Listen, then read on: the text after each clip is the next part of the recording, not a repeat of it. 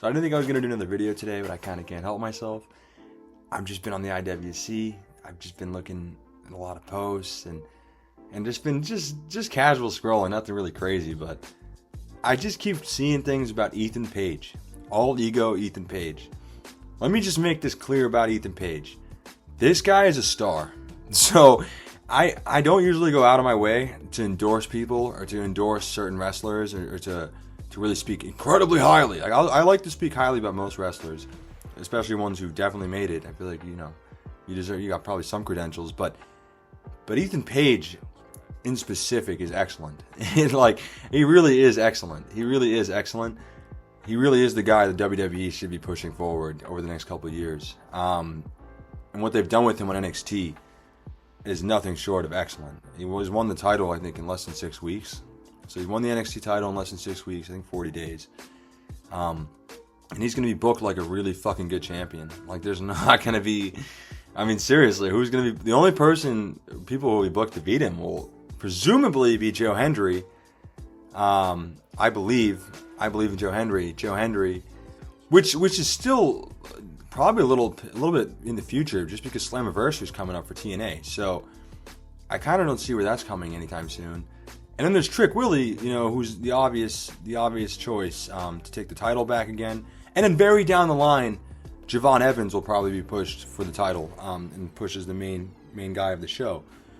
But in this situation, I just can't help myself and say WWE's done just a stand-up job. Ethan Page is a very realistic champion. He's so easy to sell as a champion. He's so marketable.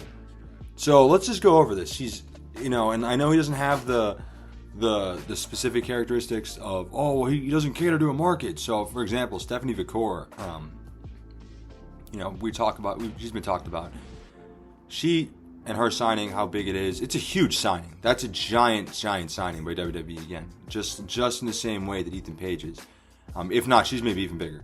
But Stephanie Vicor is very good, and the reason they brought her in, generally speaking, this is a general way to put it, is because she's very good to catering towards the Latin American market. She caters incredibly well to the Latin American market. She's perfect. She looks excellent. She's beautiful. She can wrestle her ass off. She's convincing looking. She looks convincing. She kind of looks like a badass. She's got a good gimmick. She speaks Spanish, obviously. So, I mean, she, for obvious reasons, was picked. And after Forbidden Door, her name got huge. People recognize who she was. People really know who she is. So for me, that's easy. We understand. So we can make a general assertion as to why Stephanie Vicor was signed and why she'll be a relatively successful signing. She'll end up in NXT too. She'll go against Roxanne, or she'll take the NXT North American title. She's gonna get a title soon, nonetheless. And she'll be in NXT for like a year or so, at least. But Stephanie Vicor, we can understand why she was signed and what's the reason, what's the purpose, and all that. Ethan Page is a little different because for most people, he's kind of just been like, he's been around the block, like he's been at TNA and AEW obviously for a long period of time, and he was on the Indies beforehand. Excuse me. And for Ethan Page, he is actually on that level of a star signing. He is. He looks so legitimate. It's not because he's going to wrestle his ass off. It's like, a 5-star match. No, he does wrestle very good matches. Ethan Page wrestles very, very good wrestling matches. That's very obvious. But it's his presentation. It's the WWE presentation. They're making him into a star. And he has all the necessary qualities to be one. He's got the correct body. He looks like a big, tough dude. He looks like a heavyweight, relatively speaking. So he looks like he can compare. He can be matched up with most people, right? So when you saw him against Trick Willie, did he match up well? Yeah. He was like an inch shorter. That's it. But around the same size. Tons of muscle. Looks legitimate. Looks like a legit badass. Looks like he can beat your ass. He looks like a fighter. All right, he has a gimmick completely down. He's going to be stuck with the heel gimmick all the way through his tenure, generally speaking, unless something goes bad or awry for him.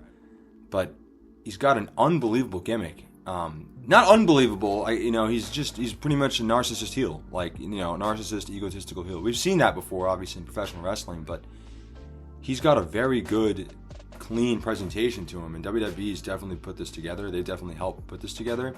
But it comes back to his size. His size, once more, his size is legit. He looks like a real champion. Like when you saw him with the title the last couple of weeks, he's looked like a real fucking champion. He looks like he can represent a promotion. You know, on the same level that Cody Rhodes could, on the same level that Roman can. He looks like he can play the part.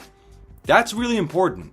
You know, even if you don't want to admit that, looking the part is really important. That tends to be something that people don't overlook. And Ethan Page definitely looks the part. It's really obvious. He's 6'2", he's got wide shoulders, he's jacked, he's got a really good set of hair. Like, no homo, but that's true. This is someone you push, and he can talk. He can really speak. He sounds like an asshole.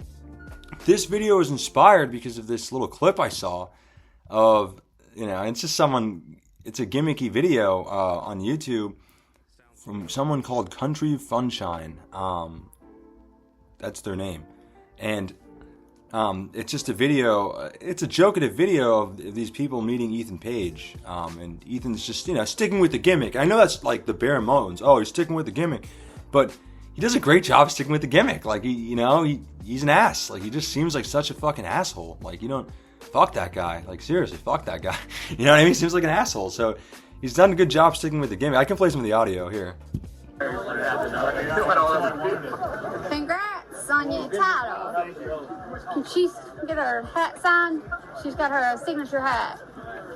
You always want a signature on something with other people's signature? It's bare bones. It's bare bones, but you can see what I'm saying. He's sticking with the gimmick.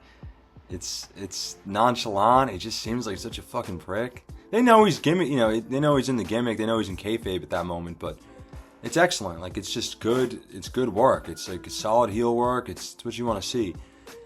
He's someone that easily WWE should be pushing, and I hope over the next year, I hope he doesn't have to stay in NXT too long. I think he will be, though, because it's going to be a little bit tricky to get him on the main roster, just due to how storylines are being developed currently.